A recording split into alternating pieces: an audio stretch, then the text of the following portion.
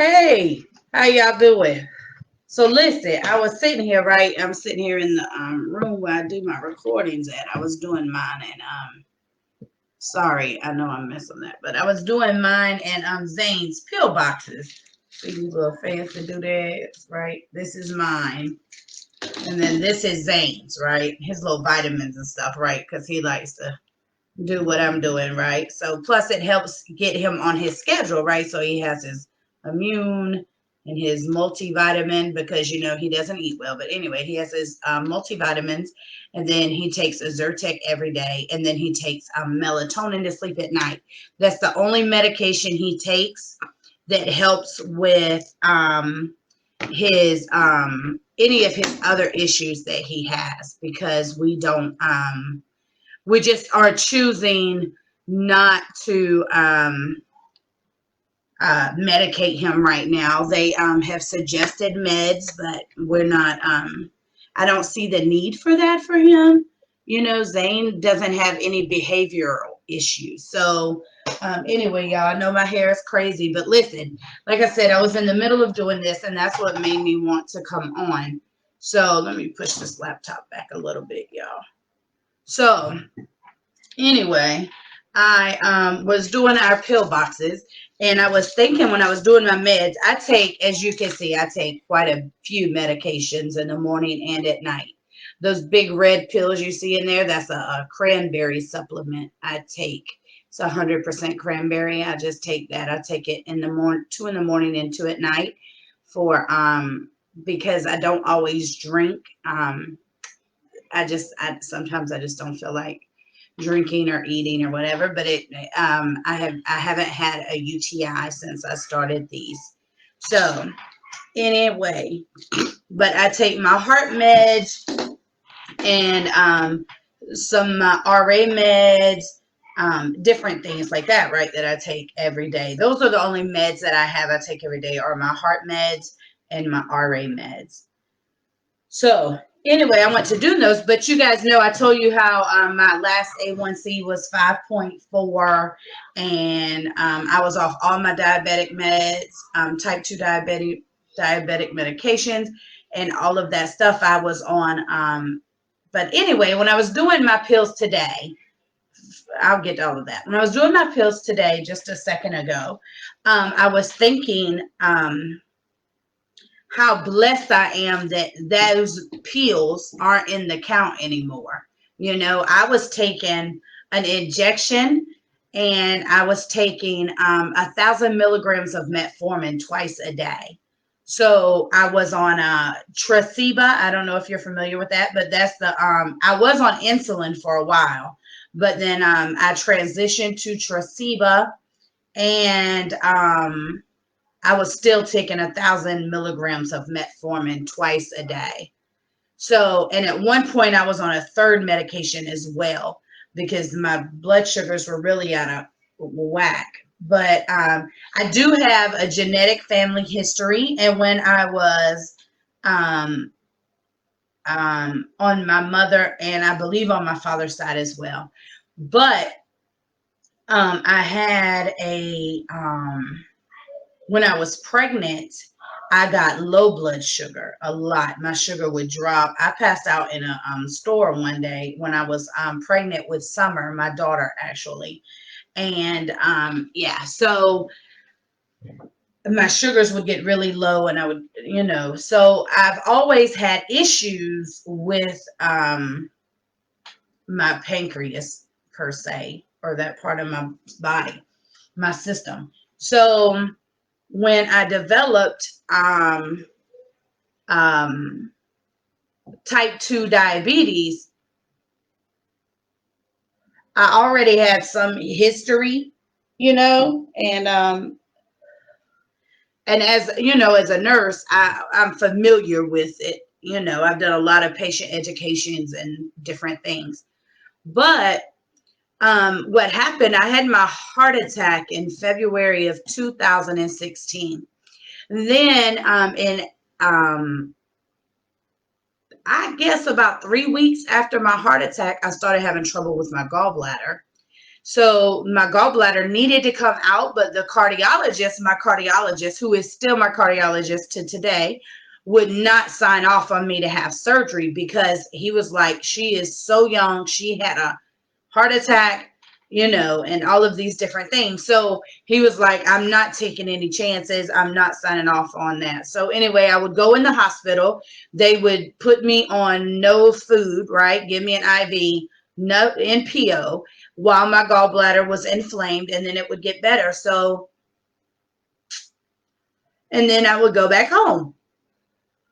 So what happened is, in April of 2016, I actually had a stone that moved over and it was blocking my pancreatic duct. And so nothing in there was working right. And I got really, really sick and I developed pancreatitis. And so what happened was my blood sugars were through the roof. They were like 400. They were so high. I was in the hospital. I wasn't even eating and my blood sugar was still that high. Anyway, they went ahead and they had to, of course, at that point, remove my gallbladder. So anyway, I had my gallbladder removed, was in the hospital. And anyway, went home on insulin that time, at that point, insulin only. So I was on a sliding scale. I had to take my sugar before every meal. I had to take it in the morning. It was just a lot going on.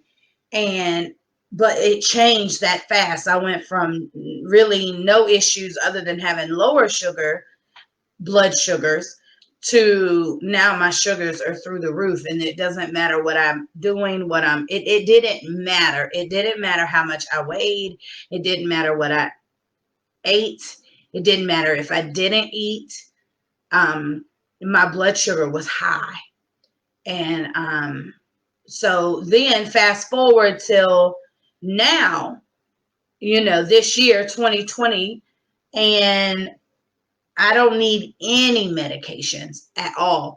And if I'm honest, I haven't really made that many choices. I think the one thing that's been better is I think certain things I've been more consistent with, like more mindful of.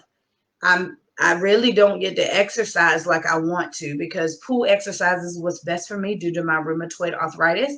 But I don't have a pool. So that's not really something I could do regularly. And so I do what I can where exercise is concerned. It's not that, but I believe that my body, when I had the heart attack and they realized, it was from the RA and everything started coming together in that big picture. I think my body may have just went into a tailspin. And that was why, because, if you don't know, glucose is a hormone. It's not a hormone, but the sugar is a hormone that's produced by your pancreas. Insulin is. So, your body controls it. So I honestly wonder just how much of my body being in a tailspin from the RA being so severe that it affected the lining of my heart, and I had a heart attack, to when I had to have all the bleeding and I had to be on iron, and then the cancer and my uterus, and all of these different things that just were going on all of that year. But here we are in 2020 and everything's going crazy, but my body is getting better, guys. I've lost weight and I've kind of balanced that. It's not like when I was really sick before and I dropped all that weight and they didn't know why. And, I had the PET scan. They thought it was lymphoma and different things were going on with my my lymphatic system. It was kind of crazy, but I've lost weight, but I've not like that. It's different, but I'm not really doing much different other than just being mindful of things. So I just wanted to come on here really when I thought about that with my metformin and my Tresiba and my journey. Really and truly, it has been a blessing. I have learned a lot about myself, but I also learned that the body is will control and will stabilize itself over time if you're healthy. So to be healthy, we have to make sure we're getting some type of exercise. We're doing some type of, mindful eating, right? We're eating to live, not living to eat. Look, I understand that I love to eat. Everybody knows I'm a foodie. Now I only eat certain things. Now I'm not an adventurous eater, but I am a foodie. So I do enjoy different cuisines and different things. So um, I can enjoy that, but it's not something that is every day. And honestly, I've never really been a big candy eater. Anybody knows me, you probably could say 3 times you've seen me with candy, probably, because I've never been a big candy eater. I like cake, right? I love cake, y'all. Homemade cakes. Jesus, I love cakes and biscuits, cornbread. That I don't even really need a lot of pasta, but I love all them breads. Yeah, I love bread, y'all. I just eat bread and butter sometimes. But yeah.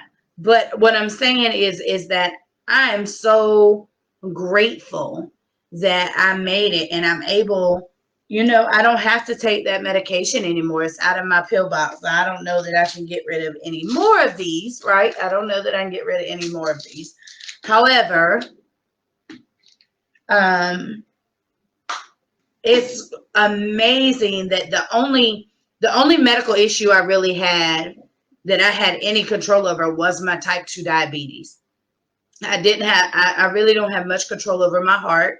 I don't have much control over my RA. I take the meds, I do what they tell me, I try to maintain that way. But as far as diet and knowing that those types of things can make it better, um, with with type 2 diabetes, I had the control, right?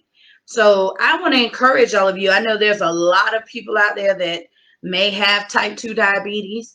And listen, you're in control of that. What are you choosing to do? If you don't have control in any other area of your life, right? Maybe you're one of those people, because listen, if I have found that if someone's life is out of control in one area, it's usually out of control in several other areas. It just may not be as openly known.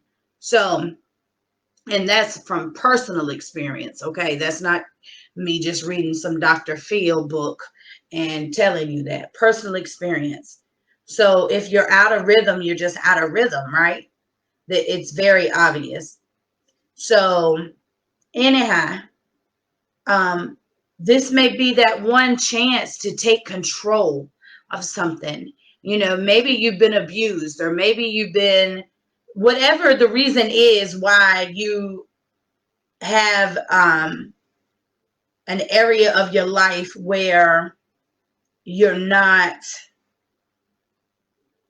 really focused, right? Or not paying as much of attention to it as you should. Sometimes when that happens, we get overwhelmed when that area acts up, but it's because we haven't paid any attention to it. So type 2 diabetes is due to your diet. You can control type 2 diabetes with your diet, unless you've had it for a long time and your body just it's not working like it should. At that point, then it's a little different. But if you have type 2 diabetes and you're still young enough to get around, you can control it. So, and I know, you may not have doctors like I have, but listen, I go to doctors that are doctors like me, that have personalities like mine. I like doctors that are straightforward, honest. We're going to sit here because I'm going to be involved in my health care. So we're going to sit here and we're going to compare notes. We're going to talk about things, but you are my doctor, and you're my doctor because I respect you. So my hematologist, when I saw him the end of last year, November, because I didn't see him this year, it was a tele thing because of COVID. Anyway, in November of last year, when I saw him, last. And he's been taking care of me since 2016 when I started having to do iron infusions and things. But he told me when he came in the room and we chit chatted a little bit and about life or what have you and my health and different things, he looked at me in my face and what he said to me was, I'm going to say this to you because I feel like we have a relationship and I can. Your weight is going to kill you sooner than anything I see in your labs. Now, you may not have a doctor like that. Maybe you wouldn't want a doctor like that. But this man has been taking care of me since June of 2016. I have confidence in his medical wisdom and knowledge and understanding. And honestly, he's right, guys. I mean, let's just be real. He is right. And I know that since I've been under 200 pounds, my sugar's good, all of this stuff is going on. So weight has to have something to do with it. This is why I haven't been on or talking much, y'all. I get dry in my throat and I go to coughing. It is not COVID, people. It's not COVID. I got a cold. And due to my RA and my compromised immune system, due to medications, I got a cold and it jump on me like, bad. So it get worse. So, but it's okay. There's no sound in my lungs. Yes, I have a stethoscope and yes, I've been assessing myself. I am that patient. I'm just saying. Most medical people are. But anyway, I just want to encourage you to, while we're stuck in the house and while we can't do like certain things, take this time to really focus on something, right? And why not your health? Your health should be your priority because without your health, nothing else is going to go. You can't even serve God fully if your health is bad. I mean, I'm just saying that's the truth, right? You can't go on do what God wants you to do if your health's bad. So why not be healthy, right? Why not set an example? Why not cause a change, right? In your home, in your community, in your family. Just a little bit at a time. I'm not telling you not to have no Bluebell ice cream sandwiches. I'm not even going to tell you not to eat a whole pint of Ben & Jerry's once or twice a year. I'm not going to tell you to get enough homemade birthday cake with homemade icing from people's birthday parties for you and 3 others, knowing you the only one going to eat it once in a while. Ain't nothing wrong with that. But listen, got to be smart and you got to take control. And listen, I'm going to tell you something. The more control you take, the more structure you add, the easier it is to continue those things. So anyway, I just wanted to come on here. I know none of y'all knew I was coming. I didn't know either. Like I said, I was here doing my pill boxes and my pill box, and I thought about it. Just how amazing it is to be able to sit here and say, it's been, I don't know, I don't even remember when I went to the doctor. It's been over a month or so. And I'm doing really well. Yes, once or twice a year, Ross. Remember, I'm type 2 diabetic now. I'm over it now, thank God. But yes, once or twice a year. For y'all healthy people, you can eat it when you want to. You know what I'm saying? You can have a cup a day of ice cream if you want to. Yes, a cup of ice cream is a serving, y'all. They lying. Well, I think it's actually half a cup is a serving, but baby, who gonna eat half a cup of ice cream? Not me. So yeah, I do treat myself so often to a whole pint. But yeah, so I just want to encourage you, that just to make yourself healthy. And listen, My type 2 diabetes was a physical thing, but maybe physically that area of your life you have in order, right? And there aren't any issues, but maybe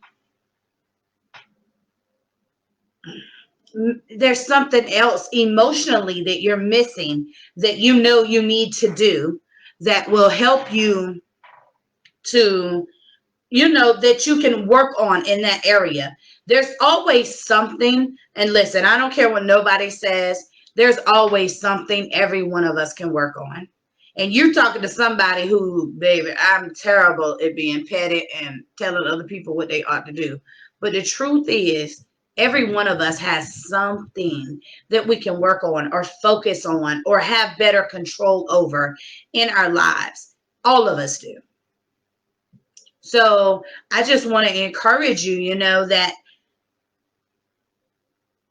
you can and you do have the strength and you do have the power within yourself to overcome things that everybody doesn't, or that other people don't expect you to. You know, I've always lived by I've always done exactly what was not expected of me. If you expect something of me, I'm going to do the complete opposite. And I made some very poor choices because I wanted to do what I wanted to do, or I wanted to just do it because I shouldn't, or you don't think I can, or you don't think I will.